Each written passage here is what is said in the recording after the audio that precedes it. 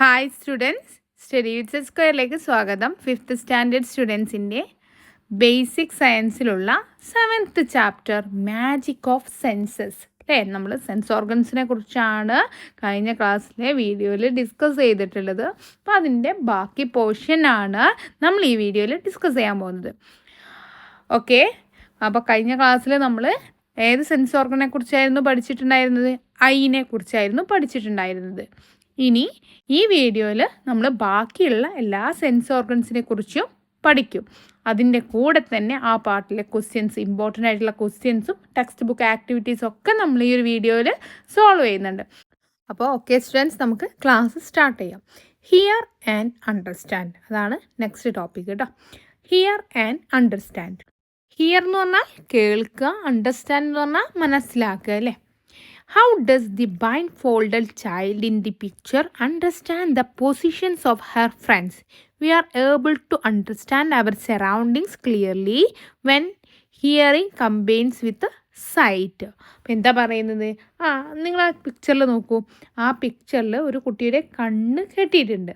ഇനി എങ്ങനെയാണ് ആ കുട്ടി അവളുടെ ചുറ്റും നിൽക്കുന്ന ഫ്രണ്ട്സിൻ്റെ പൊസിഷൻ, ഫ്രണ്ട്സ് എവിടെയാണ് നിൽക്കുന്നത് എന്ന് തിരിച്ചറിയുക. ഈ കളിയൊക്കെ നമ്മൾ ചെറുപ്പത്തിൽ കളിച്ചതല്ലേ.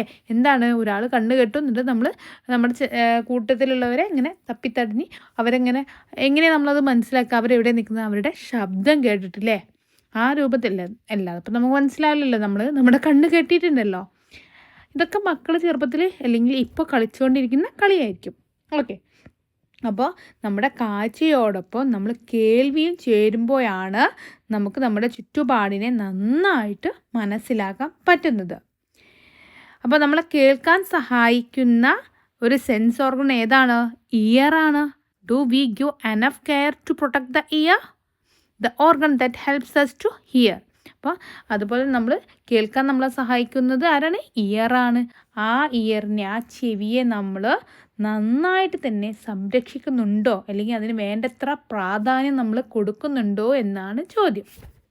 നോക്കിയേ, ഇവിടെ ഒരു പിക്ചർ ഉണ്ട് അല്ലേ.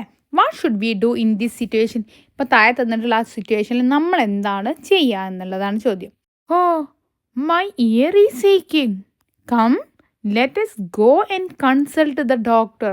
കുട്ടി എന്താ പറയുന്നത്? എൻ്റെ ചെവി വേദനിക്കുന്നു. അപ്പോൾ അമ്മ എന്ത് പറയുന്നു? വാ, നമുക്ക് ഡോക്ടറെ അടുത്ത് പോകാം. അപ്പോൾ വയസ്സായിട്ടുള്ള നമ്മുടെ മുത്തശ്ശൻ എന്താ പറയുന്നത്? Heat some oil and pour it into the ear. നീ എന്ത് ചെയ്യേ, കുറച്ച് എണ്ണ ചൂടാക്കി അങ്ങോട്ട് അവൻ്റെ ചെവിയിൽ ഒഴിച്ചു കൊടുക്ക്.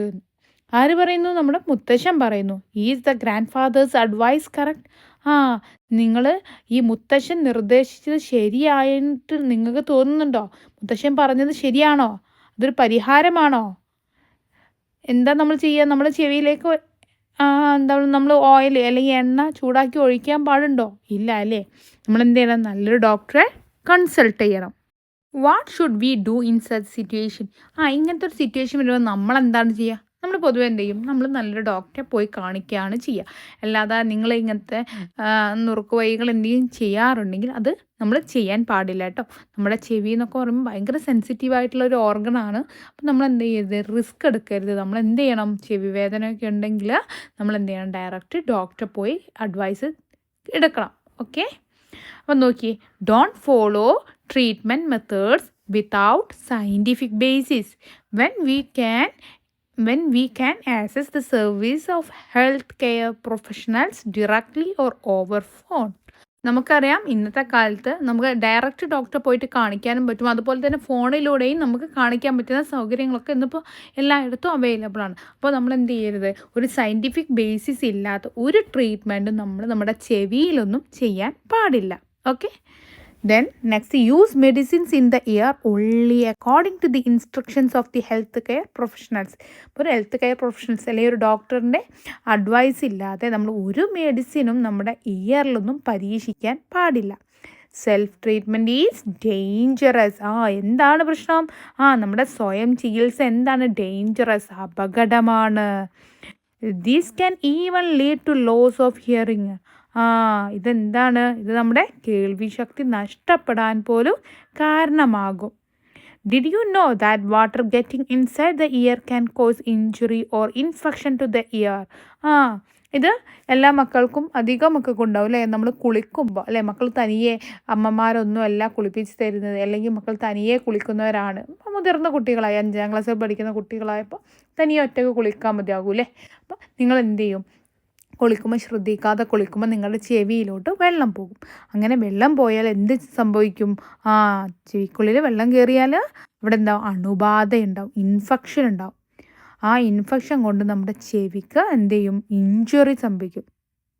മനസ്സിലായോ? അപ്പോൾ ചെവിയുടെ ഉള്ളിൽ വെള്ളം കയറിയാൽ ഒന്നെങ്കിൽ നമുക്ക് ഇൻഫെക്ഷൻ വരെ, ഇഞ്ചുറി, വല്ല അപകടവും ഇഞ്ചുറി മീൻസ് മുറിവൊക്കെ സംഭവിക്കും. This may lead to earache and even loss of hearing. അതുകൊണ്ടാണ് അങ്ങനെ വെള്ളം കയറുമ്പോൾ ഇൻഫെക്ഷനോ അല്ലെങ്കിൽ ഇഞ്ചുറിയോ സംഭവിക്കുന്നത് കൊണ്ടാണ് നമുക്ക് ചെവി വേദന വരുന്നത്. അല്ലെങ്കിൽ നമുക്ക് ചെവി വേദനയും കഴിഞ്ഞിട്ട് വരുന്നതാണ് നമ്മുടെ ചെവി കേൾക്കാത്തൊരവസ്ഥ വരും നമുക്ക്. നമ്മൾ ചെവിയെ കൂടുതൽ നമ്മൾ സംരക്ഷിച്ചിട്ടില്ലെങ്കിൽ, നമ്മൾ ചെവിയുടെ കാര്യത്തിൽ ഇമ്പോർട്ടൻസ് കൊടുത്തിട്ടില്ലെങ്കിൽ, നമ്മൾ കുളിക്കുമ്പോഴൊക്കെ ആണെങ്കിൽ തീരെ ശ്രദ്ധിക്കാതെ കുളിക്കുമ്പോൾ ചെവിയിലോട്ടൊക്കെ വെള്ളം പോകുമ്പോഴൊക്കെയാണ് ഈ പ്രശ്നങ്ങളൊക്കെ ഉണ്ടാവുന്നത്. അപ്പം മക്കളൊക്കെ ഇനി നന്നായിട്ട് ശ്രദ്ധിച്ചിട്ട് വേണം കേട്ടോ കുളിക്കാൻ. What should we be careful about to avoid such problems? ഇത്തരം പ്രശ്നങ്ങളൊക്കെ ഒഴിവാക്കാൻ നമ്മൾ എന്തെല്ലാം കാര്യങ്ങളും ശ്രദ്ധിക്കണം. ഫസ്റ്റ് പോയിന്റ് അവിടെ തന്നിട്ടുണ്ട്. എന്താണ്? Don't put any objects such as pencil, pen, match stick, safety pin etcetera in the ear. ഇത് നമ്മൾ ക്ലാസ് എടുക്കുമ്പോൾ ചില മക്കളിൽ നമ്മൾ കാണാറുണ്ട്. എന്താണ് അവർ ചെയ്യുന്നത്? അവരവരുടെ പെൻസിലിൻ്റെ ബാക്കോ അല്ലെങ്കിൽ ഫ്രണ്ട് പോർഷനോ ഉപയോഗിച്ചിട്ട് അവരിങ്ങനെ ചെവിയിലിട്ട് ഇങ്ങനെ തിരിക്കാറുണ്ട്. മാഡത്തിൻ്റെ ക്ലാസ്സിലെ കുട്ടികളൊക്കെ ഇങ്ങനെ ചെയ്യാറുണ്ട്. മാഡം എപ്പോഴും വാർണിംഗ് കൊടുക്കില്ല, അങ്ങനെ ചെയ്യരുത്, ബാഡ് ഹാബിറ്റ്സ് ആണ് അത് പറഞ്ഞിട്ടുണ്ട്. അതല്ലെങ്കിലോ നഖം കടിക്കുക, നിങ്ങളുടെ മാഡംസും പറയാറില്ലേ അങ്ങനെയൊക്കെ, നിങ്ങളങ്ങനെ ചെയ്യരുത് എന്ന്. അപ്പോൾ നമ്മൾ എന്ത് ചെയ്യരുത്, നമ്മുടെ ചെവിയിൽ പേന മീൻസ് പെന്ന്, അതുപോലെ പെൻസില്, അതുപോലെ തന്നെ എന്താണ് സേഫ്റ്റി പിന്നെ തീപ്പെട്ടിക്കുള്ളി, ഇവയൊന്നും നമ്മുടെ ചെവിയിലിട്ട് തിരിക്കരുത്. മനസ്സിലായോ? നമ്മൾ ഒരു സാധനം, ഒരു വസ്തു എന്ത് ചെയ്യരുത്, നമ്മൾ ചെവിയിലോട്ട് ഇടരുത്. എൻ്റെ ലൈഫിലുണ്ടായ ചെറിയൊരു ഇൻസിഡൻറ്റ് ഞാൻ പറഞ്ഞുതരാം. എനിക്ക് 2 മക്കളാണ്. ഒരാൾ 4th സ്റ്റാൻഡേർഡിലും ഒരാൾ UKGയിലും പഠിക്കുന്ന 2 പിള്ളേർ, 2 ബോയ്സ്. ഓക്കെ. അതിൽ മൂത്ത ആൾ ക്ലാസ്സൊക്കെ കഴിഞ്ഞ് വന്നിട്ട് അവനെന്തോ ക്രാഫ്റ്റ് വർക്ക് എന്തോ ചെയ്യാൻ വേണ്ടിയിട്ട് അവൻ എന്ത് ചെയ്തു, പേപ്പേഴ്സൊക്കെ കട്ട് ചെയ്തിട്ട് ഇങ്ങനെ ചുരുട്ടി ചെറിയ കഷ്ണങ്ങളാക്കി ചുരുട്ടി അവനെന്തോ വർക്ക് ചെയ്തു. ബെഡിൽ ഇരുന്നിട്ടാണ് ചെയ്തത്. അപ്പോൾ എന്ത് ചെയ്തു, അത് അവൻ തന്നെ ഫുൾ ക്ലീനാക്കി, ബെഡൊക്കെ ക്ലിയർ ആക്കി അവൻ തന്നെ ഫുൾ ക്ലീനാക്കിയൊക്കെ ചെയ്തു കേട്ടോ. എന്നിട്ട് രാത്രിയാകുമ്പോൾ ചെറിയ ആളും വലിയ ആളൊക്കെ വന്ന് കിടന്നു. അതിനൊക്കെ ശേഷമാണ് ഞാൻ വന്ന് കിടക്കാൻ പോകുന്നത്. അപ്പോൾ നോക്കുമ്പോൾ ചെറിയ ആളുടെ ചെവിയിൽ എന്തുണ്ട്, ഒരു വെള്ള ഒരു തിളക്കം കാണുന്നുണ്ട്, ഒരു വെള്ള പേപ്പർ കഷ്ണം ചെറുതായിട്ട് കാണുന്നുണ്ട്. അപ്പോൾ ഞാനത് നോക്കുമ്പോൾ അവൻ്റെ ചെവിയിൽ പേപ്പർ കഷ്ണമുണ്ട്. അപ്പോൾ ഞാനൊരു ചെറിയൊരു ഫോസിപ്പ് എടുത്തുകൊണ്ട് വലിയ ഇളക്കാതെ അങ്ങ് എടുത്തു. നേരം വെളുത്തുമ്പോൾ ഞാൻ ചോദിച്ചു, നീ എന്തിനാണ് ചെവിയിൽ പേപ്പർ ഇട്ടതെന്ന് ചോദിച്ചു. അപ്പോൾ അവൻ അറിഞ്ഞിട്ട് പോലും ഇല്ല എന്താണ് സംഭവം, അവനിട്ടതല്ലായിരുന്നു. അവൻ്റെ ബ്രദർ എന്ത് ചെയ്തിരുന്നു അല്ലേ, ക്രാഫ്റ്റ് വർക്ക് ചെയ്തിരുന്ന ആ ടൈമിൽ പേപ്പറൊക്കെ ക്ലീൻ ചെയ്തതിൽ അറിയാതെ ഒരു കഷ്ണം പേപ്പർ അവിടെ ഉണ്ടായിരുന്നു. അവന് കിടക്കുമ്പോൾ അങ്ങോട്ടും ഇങ്ങോട്ടും തിരിഞ്ഞ് മറിഞ്ഞ് കിടക്കുന്നതിൽ അവൻ്റെ ചെവിയിൽ അത് പോയതാണ്. മനസ്സിലായോ? അപ്പോൾ നമ്മൾ ഇതൊക്കെ ശ്രദ്ധിക്കണം. നമ്മൾ ബെഡിൽ കിടക്കുമ്പോഴൊക്കെ ഇനി ചെറിയ പേപ്പർ പോലും നമ്മൾ ഇട്ടിട്ട് മാത്രമല്ല, നമ്മൾ കിടക്കുമ്പോൾ പോലും അങ്ങോട്ടും ഇങ്ങോട്ടും തിരിഞ്ഞ് മറിഞ്ഞ് കിടക്കുമ്പോൾ അറിയാതെ അത് ചെവിയിലേക്ക് പോകും. ഓക്കെ. ഇനി നമുക്ക് ഇവിടെ 2-3 പോയിന്റ്സ് എഴുതി ചേർക്കാം. എന്തൊക്കെ എഴുതാം നമുക്ക്? Avoid exposure to loud noise. ഭയങ്കര നല്ല വലിയ ശബ്ദം എന്താണ് നമ്മൾ കേൾക്കാതിരിക്കാൻ ശ്രമിക്കുക. അങ്ങനത്തെ ഇടങ്ങളിലേക്ക് നമ്മൾ പോകാതിരിക്കുക. ഇപ്പോൾ ചില മീൻസ് ഗാനമേളൊക്കെ നടക്കുമ്പോൾ നമ്മൾ ആ ഒരു സ്പീക്കറിൻ്റെ അടിയിൽ തന്നെ പോയി നിൽക്കാതിരിക്കുക. അതുപോലെ തന്നെ എന്താണ്, നല്ല നല്ല ശബ്ദം, നല്ല വലിയ തോതിൽ ശബ്ദം കേൾക്കുന്നിടത്തേക്ക് നമ്മൾ പോകാതിരിക്കാൻ എപ്പോഴും ശ്രമിക്കുക കേട്ടോ. അവോയ്ഡ് ചെയ്യുക. പിന്നെ എപ്പോഴും നമ്മുടെ ഇയേഴ്സ് ഡ്രൈ ചെയ്തിട്ടും ക്ലീൻ ആയിട്ടും ഉപയോഗിക്കുക. നമ്മുടെ എപ്പോഴും നമ്മൾ എന്ത് ചെയ്യുക, ഈ ബഡ്സ് എടുത്തിട്ടല്ല നമ്മൾ ചെവി ക്ലീൻ ചെയ്യേണ്ടത്. നമ്മൾ നല്ല കോട്ടൻ്റെ ക്ലോത്ത് എടുത്തിട്ട് വേണം ക്ലീൻ ചെയ്യാൻ. അല്ലെങ്കിൽ ഇടക്കും നിലക്കും എന്ത് ചെയ്യുക, ഡോക്ടറെ പോയി കൺസൾട്ട് ചെയ്തിട്ട് നമ്മുടെ ചെവി ക്ലീൻ ചെയ്യാം. Okay. Next, hearing aids. Loss of hearing occurs due to many reasons. Hearing aids are devices to solve this problem. A wide variety of hearing aids are available now with special features to increase sound volume and clarity. Hearing aid എന്ന് പറഞ്ഞാൽ ശ്രവണ സഹായികളാണ്. Means നമുക്കിപ്പോൾ ചെവി കേൾക്കാത്ത ആളുകൾക്ക് ഈ ഒരു ഉപകരണം, ഹിയറിംഗ് എയ്ഡ് എന്ന് പറഞ്ഞാൽ ഒരു ഉപകരണമാണ്. അപ്പോൾ ആ ഒരു ഉപകരണം നമ്മൾ ചെവിയിൽ വെച്ച് പിടിപ്പിച്ചാൽ നമുക്ക് എന്ത് ചെയ്യാൻ പറ്റും? ചെവി കേൾക്കാൻ പറ്റും. നമുക്കറിയാം പല കാരണങ്ങളാൽ നമുക്ക് കേൾവിക്കുറവ് ഉണ്ടാകാറുണ്ട് അല്ലേ. അപ്പോൾ അതിന് പരിഹരിക്കാൻ വേണ്ടിയിട്ട് നമ്മൾ ഉപയോഗിക്കുന്ന ഒന്നാണ് ഹിയറിംഗ് എയ്ഡ്സ്. ഓക്കെ, അപ്പോൾ ആ ഹിയറിംഗ് എയ്ഡ്സിൽ തന്നെ പല പ്രത്യേകതകളുള്ളതുണ്ട്. ശബ്ദത്തിൻ്റെ സൗണ്ട് മീൻസ് നമ്മുടെ സൗണ്ടിൻ്റെ വോളിയം, ശബ്ദത്തിൻ്റെ വോളിയം കൂട്ടാൻ സഹായിക്കുന്നതുണ്ട്. അതുപോലെ അതിൻ്റെ ക്ലാരിറ്റി കൂട്ടാൻ സഹായിക്കുന്നതുണ്ട്. അങ്ങനെ പല സംവിധാനങ്ങളുള്ള വിവിധ തരം ഹിയറിംഗ് എയ്ഡ്സ് ഇന്ന് നമുക്ക് മാർക്കറ്റിൽ ലഭ്യമാണ്. നെക്സ്റ്റ് കോക്ലിയർ ഇംപ്ലാന്റ് സർജറിയാണ്. Cochlear implant surgery is a surgery to correct congenital hearing loss. This is a surgery to transplant the cochlea inside the ear. നമുക്ക് ജന്മനാ വരുന്ന കേൾവി തകരാറുകൾ പരിഹരിക്കാനുള്ളൊരു മാർഗമായാണ് നമ്മൾ കോക്ലിയർ ഇംപ്ലാന്റ് സർജറി അത് ചെയ്യുന്നത്. അപ്പോൾ എന്താണ് അതിൽ ചെയ്യുന്നത്? ചെവിക്കുള്ളിലുള്ള കോക്ലിയെ മാറ്റി വെക്കുന്ന ഒരു ശാസ്ത്രക്രിയയാണ് ഈ കോക്ലിയർ ഇംപ്ലാന്റ് സർജറി. അപ്പം കോക്ലിയർ ഇംപ്ലാന്റ് സർജറി ജന്മനാ ഉണ്ടാകുന്ന കേൾവി തകരാറുകൾ പരിഹരിക്കാനുള്ളതാണ്. Recognising the smell.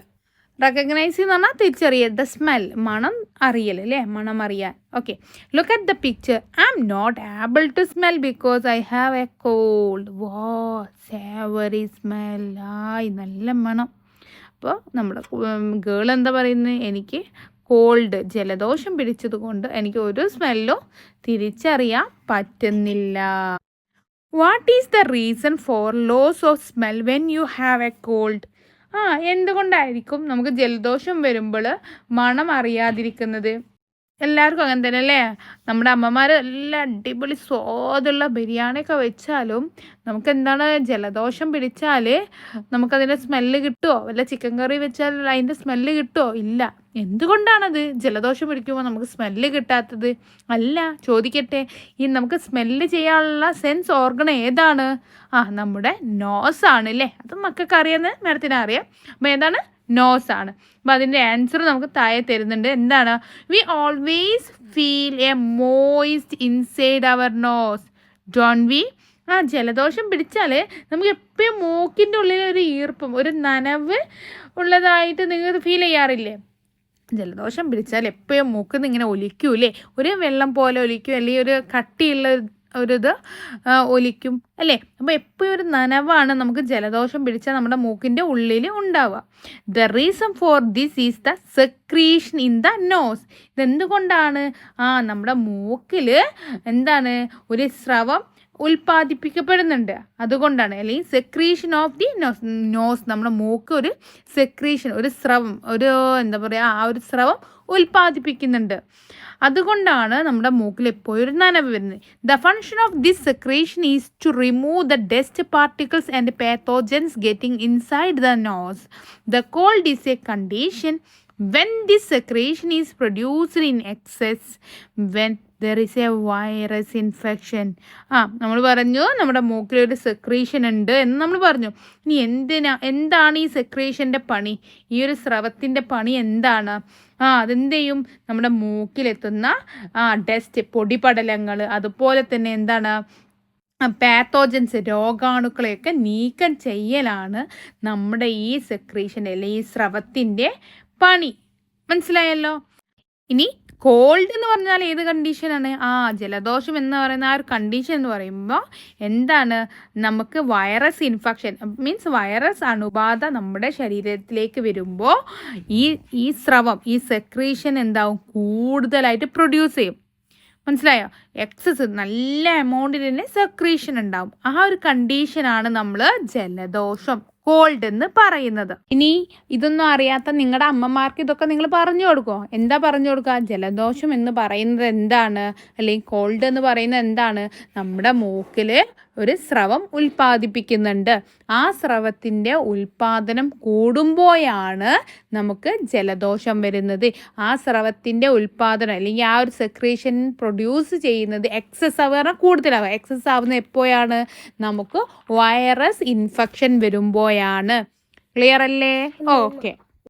When secretion is produced in excess, the odor particles will not reach the cells that help to recognize the smell.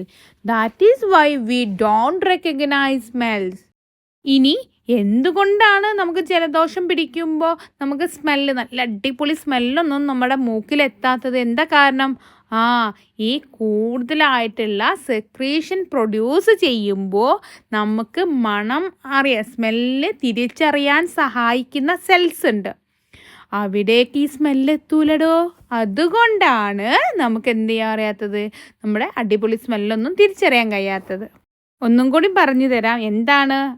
നമുക്ക് ഈ സെക്രീഷന്, ഈ ഒരു സ്രവം ഉൽപ്പാദിപ്പിക്കുന്നത് കൂടുതലായാൽ നമ്മുടെ ഓഡർ പാർട്ടിക്കിൾസ്, എന്താണ്, ഗന്ധകണികകളിലെ ആ ഗന്ധകണികകൾ എന്താണ്, മീൻസ് എന്താ പറയുക, ഓഡർ പാർട്ടിക്കിൾസ് എന്ന് പറഞ്ഞാൽ ആ സ്മെല്ലറിയുന്ന ചെറിയ ചെറിയ പാർട്ടിക്കിൾസ്, ആ സ്മെല്ല് തന്നെ നമുക്ക് പറയാം. ആ സ്മെല്ലിനെ തിരിച്ചറിയുന്ന കോശങ്ങളുണ്ട്, നമ്മുടെ സെൽസ് ഉണ്ട് നമ്മുടെ ബോഡിയിൽ. ഇത് ഇന്ന സ്മെല്ലാണ് എന്ന് തിരിച്ചറിയുന്ന സെൽസ് ഉണ്ട്. അവിടേക്ക് എത്തുമ്പോഴാണ് നമുക്ക് തിരിച്ചറിയാൻ പറ്റുക, ഇത് ഇന്ന സ്മെല്ലാണ്, ഇത് ചിക്കൻ കറി ഉണ്ടാക്കിയ സ്മെല്ലാണ്, ഇത് വെജിറ്റബിൾ സൂപ്പിൻ്റെ സ്മെല്ലാണ്, ഇത് മാഗിയുടെ സ്മെല്ലാണെന്നൊക്കെ. ഈ സ്മെല്ല് നമ്മുടെ ആ സെൽസിലെത്തണം, എന്നാലേ അറിയുള്ളൂ. ഏതിലൂടെയാണ് സ്മെല്ല് പോകുക? നമ്മുടെ മൂക്കിലൂടെയാണ്. പക്ഷേ ഈ എക്സസ് സെക്രീഷൻ കാരണം എന്ത് ചെയ്യില്ല, നമ്മുടെ മൂക്കിലൂടെ ആ ഒരു സ്മെൽ അല്ലെങ്കിൽ ആ ഒരു ഓഡർ പാർട്ടിക്കിൾസിന് ആ സെൽസിൻ്റെ അടുത്തേക്ക് പോകാൻ പറ്റില്ല. അപ്പോൾ നമുക്ക് എന്താണ്, ജലദോഷം പിടിക്കുന്ന സമയത്ത് നമുക്ക് എന്ത് ചെയ്യും, സ്മെല്ലുകളൊന്നും തിരിച്ചറിയാൻ കഴിയുന്നില്ല. ക്ലിയർ ആയോ? കൺഫ്യൂഷൻ ആയോ? സിമ്പിളല്ലേ? Okay. Does smell also help in understanding the surroundings like sight and hearing? Write your opinion in your science diary. നമ്മുടെ ചുറ്റുപാടിനെ കുറിച്ച് നമുക്ക് അറിയാൻ കാഴ്ചയും അതുപോലെ സൈറ്റ് ആണ് കാഴ്ച, ഹിയറിങ് കേൾവിയൊക്കെ നമ്മളെ സഹായിക്കുന്നത് പോലെ ഈ സ്മെല്ലും നമ്മളെ സഹായിക്കുന്നുണ്ടോ എന്നാണ് ചോദ്യം. തീർച്ചയായും സഹായിക്കുന്നുണ്ട് അല്ലേ? ഇപ്പോൾ നമ്മുടെ കണ്ണ് നമുക്ക് കാണുന്നില്ലെങ്കിലും പല ഫുഡ് ഐറ്റംസ് നമുക്ക് സ്മെല്ല് ചെയ്ത് കണ്ട് ഇന്ന ഫുഡ് ഐറ്റംസ് ആണെന്ന് നമുക്ക് തിരിച്ചറിയാൻ പറ്റും അല്ലേ? നമ്മൾ ബേക്കറിയിലാണോ അല്ലെങ്കിൽ ഒരു മീറ്റ് മാർക്കറ്റിലാണോ എന്നുള്ളതൊക്കെ നമുക്ക് എന്ത് അറിയാൻ പറ്റും? സ്മെല്ല് ചെയ്താണ്ട് അറിയാൻ പറ്റും അല്ലേ? അപ്പം സ്മെല്ലും നമ്മുടെ ചുറ്റുപാടിനെ നമുക്ക് തിരിച്ചറിയാൻ സഹായിക്കുന്ന ഒരു ഘടകം തന്നെയാണ് അല്ലേ? We need the nose not just to smell but also to breathe, don't we? നമുക്ക് മണം അറിയാൻ മാത്രമാണോ നമ്മൾ നമ്മുടെ മൂക്ക് അല്ലെങ്കിൽ നോസ് യൂസ് ചെയ്യുന്നത്? അല്ല. എന്തിനാണ്? നമുക്ക് ശ്വസിക്കാനും നമ്മുടെ മൂക്ക് ആവശ്യമാണ് അല്ലേ? അപ്പോൾ നിങ്ങളോട് ചോദിക്കുകയാണ്, ആവശ്യമല്ലേ നമുക്ക് ശ്വസിക്കാനും ബ്രീത്ത് ചെയ്യാനും നമ്മുടെ മൂക്ക് നമുക്ക് ആവശ്യമല്ലേ എന്ന് നിങ്ങളോട് ചോദിക്കുകയാണ്. യെസ്, നമുക്ക് ആവശ്യമാണ്. What should we be careful of to protect the nose? നമ്മൾ നമ്മുടെ മൂക്കിൻ്റെ സംരക്ഷണത്തിനായി എന്തെല്ലാം കാര്യങ്ങൾ ശ്രദ്ധിക്കണം? 2 പോയിൻ്റ് അവിടെ തന്നിട്ടുണ്ട് അല്ലേ? Do not put any objects inside the nose. അത് നമ്മൾ ചെവിയുടെ ഇയറിൻ്റെ കാര്യത്തിലും നമ്മൾ പറഞ്ഞു. അതുപോലെ തന്നെ നിങ്ങളടുത്ത് പറയുകയാണ്, മൂക്കിലൊന്നും ഒരു ഒബ്ജക്ട്സ് നമ്മൾ കൊണ്ടുപോയി ഇടരുത്.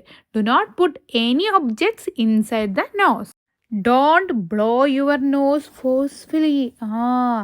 ശക്തിയായിട്ട് ഇങ്ങനെ നമുക്ക് ജലദോഷം പിടിച്ചാൽ നമ്മൾ അമർത്തി പിടിച്ചങ്ങ് ചീറ്റൂലേ മൂക്ക്, അങ്ങനെ നമ്മൾ നന്നായിട്ട് അങ്ങനെ ചെയ്യരുത് കേട്ടോ. പിന്നെ എന്താണ്? Keep our nose clean to prevent infection. നമ്മളെപ്പോഴും നമ്മുടെ മൂക്കൊക്കെ നമ്മൾ കുളിക്കുമ്പോൾ ഒക്കെ നന്നായിട്ട് എപ്പോഴും വൃത്തിയായിട്ട് വെക്കണം. എന്തിനാണ് നമ്മൾ വൃത്തിയായിട്ട് വെക്കുന്നത്? ഇൻഫെക്ഷൻസ് തടയാൻ വേണ്ടിയിട്ട്. ക്ലിയർ ആയല്ലോ? ഇനി next, secretion particles from the nose and mouth are likely to fall on other people's bodies while we sneeze or cough. What should be done to avoid this? ആ നമ്മളിപ്പോൾ നമ്മുടെ എന്താണ് നമ്മൾ തുമ്മുമ്പോഴും അതുപോലെ തന്നെ ചുമക്കുമ്പോഴൊക്കെ നമ്മൾ ചുമക്കുമല്ലോ, അപ്പോൾ ഒക്കെ നമ്മുടെ മൂക്കിൽ നിന്നും അതുപോലെ തന്നെ വായിൽ നിന്നൊക്കെ ഈ സെക്രീഷൻസ്, ഈ സ്രവം എന്ത് ചെയ്യും, പുറത്തേക്ക് പോവാനും അത് മറ്റുള്ളവരുടെ ശരീരത്തിൽ വീഴാനും സാധ്യതയുണ്ട്. സ്വാഭാവികമാണല്ലേ, നമുക്ക് കോവിഡൊക്കെ വന്ന ടൈമിൽ നമ്മൾ ചുമക്കുമ്പോൾ നമ്മൾ ടവൽ വെച്ച് ചുമക്കണം എന്ന് പറയാൻ കാരണം എന്തായിരുന്നു? മറ്റുള്ളവരുടെ ശരീരത്തിലേക്ക് നമ്മൾ ചുമക്കുമ്പോൾ നമ്മുടെ സെക്രീഷൻ മറ്റുള്ളവരുടെ ബോഡിയിലേക്ക് ആവാതിരിക്കാനായിരുന്നു. ഓക്കെ, അപ്പം അങ്ങനെ ആവാതിരിക്കാൻ എന്തൊക്കെ ഇൻസ്ട്രക്ഷൻസാണ്, എന്തൊക്കെ കാര്യങ്ങളാണ് നമ്മൾ ശ്രദ്ധിക്കേണ്ടത് എന്നാണ് ചോദ്യം. ഫസ്റ്റ് എന്താണ് നമുക്കറിയാം, നമ്മൾ ചുമക്കുമ്പോൾ വായ പൊത്തിപ്പിടിച്ച് ചുമക്കുക, അല്ലെങ്കിൽ ഹാൻഡ് കർച്ചീഫ് യൂസ് ചെയ്യുക, അല്ലേ? Cover the mouth and nose with a clean handkerchief. Clean ആയിട്ടുള്ളൊരു ഹാൻഡ് കർച്ചീഫ് യൂസ് ചെയ്തിട്ട് നിങ്ങൾ സ്നീസ് ചെയ്യുമ്പോഴും അതുപോലെ തന്നെ തുമ്മുമ്പോഴായാലും ചുമക്കുമ്പോഴായാലും നിങ്ങളൊരു ഹാൻഡ് കർച്ചീഫ് യൂസ് ചെയ്യുക. Don't use the handkerchief used by others. മറ്റുള്ളവർ യൂസ് ചെയ്തിട്ടുള്ള ഹാൻഡ് കർച്ചീഫ് നിങ്ങൾ ഉപയോഗിക്കരുത്. കാരണം എന്താണ്, അവരുടെ സെക്രീഷൻസ് ആവും ആ ഒരു ഹാൻഡ് കർച്ചീഫിൽ ഉണ്ടാവുക. അപ്പോൾ അത് നമ്മുടെ ബോഡിയിലേക്ക് എൻ്റർ ചെയ്താൽ പിന്നെയും നമ്മൾ എന്താവുകയാണ്, നമുക്ക് പിന്നെയും അസുഖം വരികയാണ്. Dispose of tissues properly after use. നമ്മളിപ്പോൾ ഹാൻഡ് കർച്ചീഫിന് പകരം ടിഷ്യൂ ആണ് യൂസ് ചെയ്ത് വെച്ചാൽ ആ യൂസ് ചെയ്തിട്ടുള്ള ടിഷ്യൂ നിങ്ങൾ കറക്റ്റായിട്ട് തന്നെ പ്രോപ്പറായിട്ട് തന്നെ ഡിസ്പോസ് ചെയ്യണം. Next, such A great taste. ഇനി നെക്സ്റ്റ് പാർട്ടാണ് കേട്ടോ. ഈ പിക്ചർ കണ്ടോ നിങ്ങൾ? ഒരു ഓണസദ്യയാണല്ലേ കാണുന്നത്. പല ഐറ്റംസും ഈ ഒരു സദ്യയിലുണ്ട് അല്ലേ. ചോറുണ്ട്, ഓലനുണ്ട്, കാളനുണ്ട്, ബീട്രൂട്ട് പച്ചടി ഉണ്ട്, അങ്ങനെ ഒരുപാട് ഐറ്റംസ്. പായസം, 2 തരം പായസം ഉണ്ട് അല്ലേ. അങ്ങനെ ഒരുപാട് ഫുഡ് ഐറ്റംസ് എന്തിലുണ്ട്, ഈ ഒരു വാഴൻ്റെ ഇലയിലുണ്ട്. Did you see the different food items in the picture? Yes. Do they all taste the same? No, അല്ലേ? നമ്മൾ ഒരുപാട് ഫുഡ് ഐറ്റംസ് ആ പിക്ചറിൽ നമ്മൾ കണ്ടു. ഇവക്കൊക്കെ ഒരേ ടേസ്റ്റ് ആണോ? അല്ല.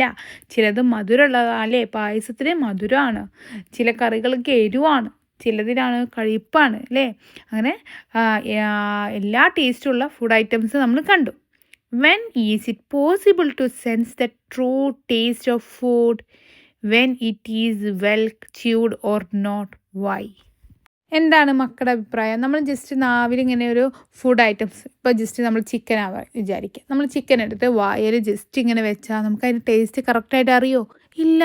നമ്മൾ ആ ചിക്കൻ എടുത്ത് ആസ്വദിച്ചിങ്ങനെ ചവച്ചരച്ച് കഴിക്കുമ്പോഴാണ് നമുക്ക് എന്ത് അറിയുക, അതിൻ്റെ പെർഫെക്റ്റ് ടേസ്റ്റ് അറിയാൻ പറ്റുക അല്ലേ. അതെന്തുകൊണ്ടാണ് അതങ്ങനെ സംഭവിക്കുന്നത്? കാരണം we sense taste when it is dissolved in saliva.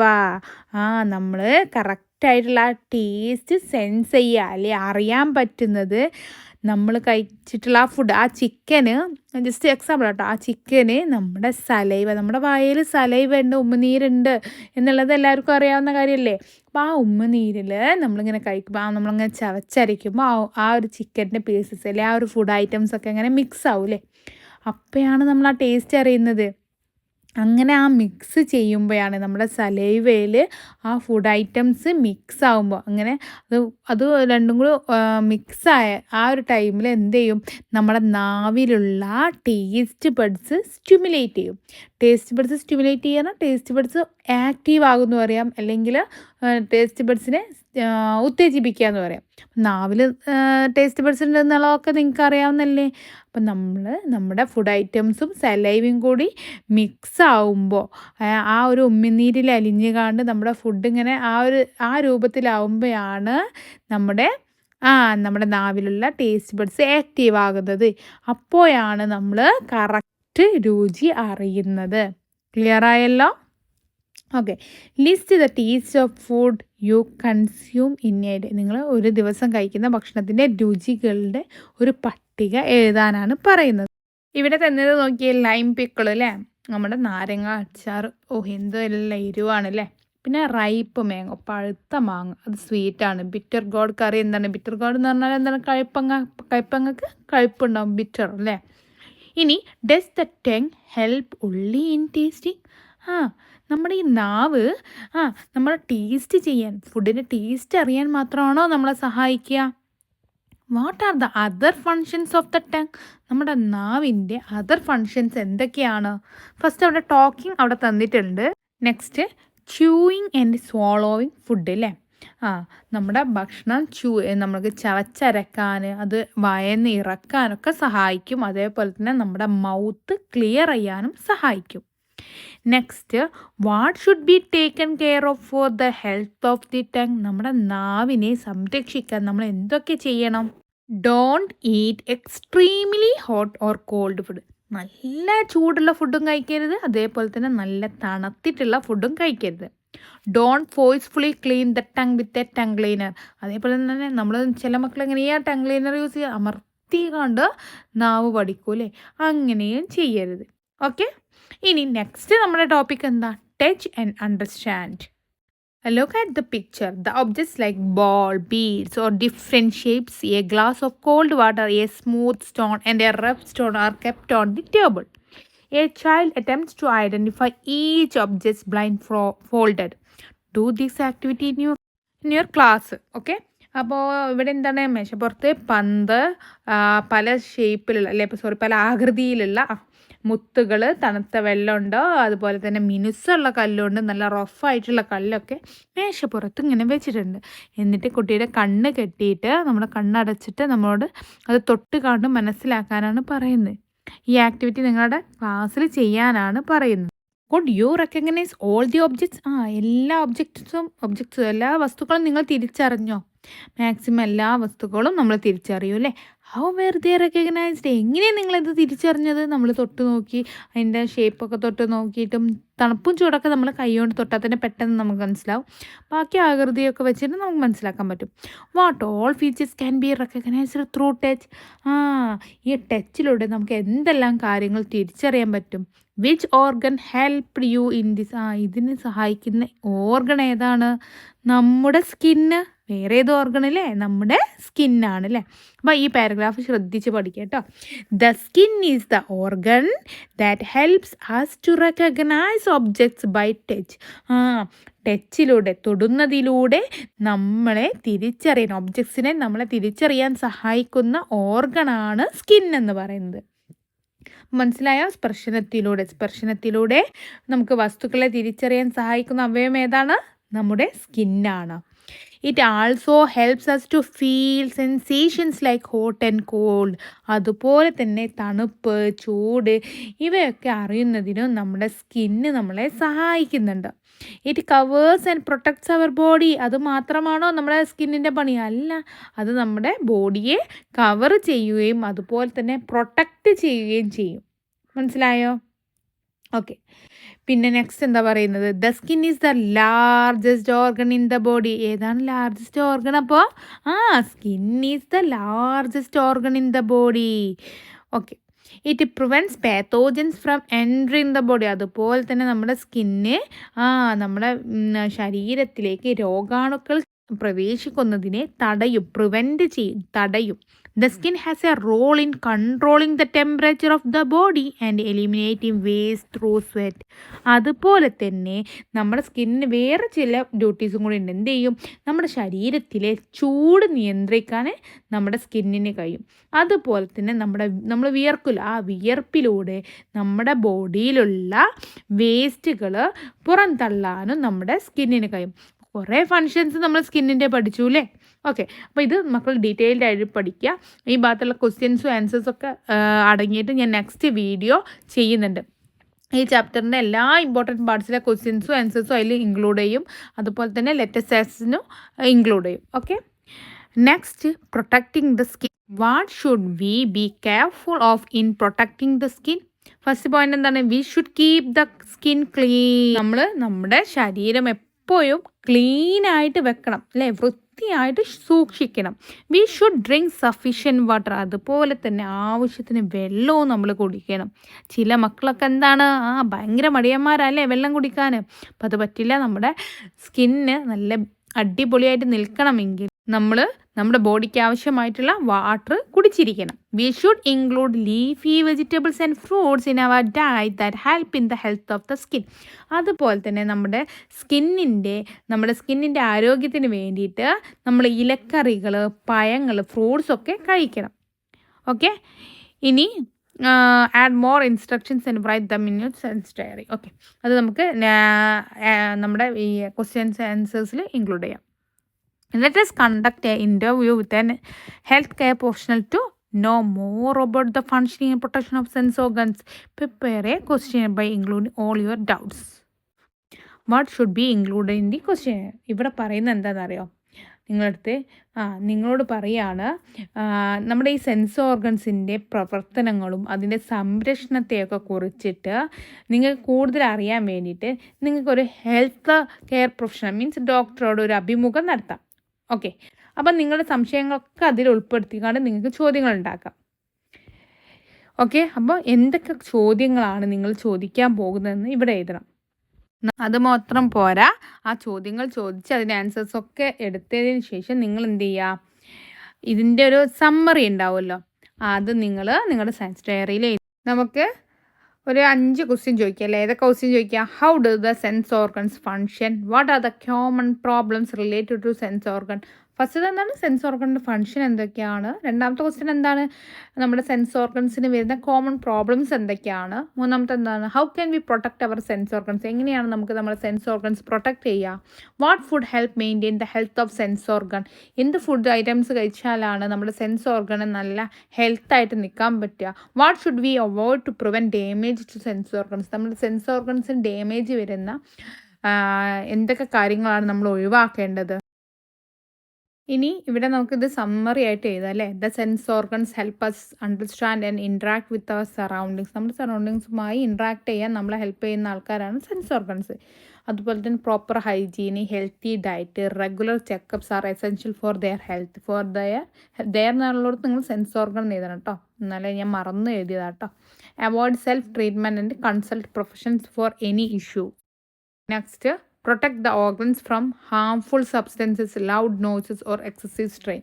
അപ്പോൾ നമ്മൾ എന്ത് ചെയ്യരുത്, ഹാംഫുള്ളായിട്ടുള്ള സബ്സ്റ്റൻസസിൽ നിന്നും, ലൗഡ് നോയ്സ്, അതുപോലെ ഒരുപാട് സ്ട്രെയിനിൽ നിന്നൊക്കെ നമ്മുടെ ഓർഗൻസിനെ പ്രൊട്ടക്റ്റ് ചെയ്യണം.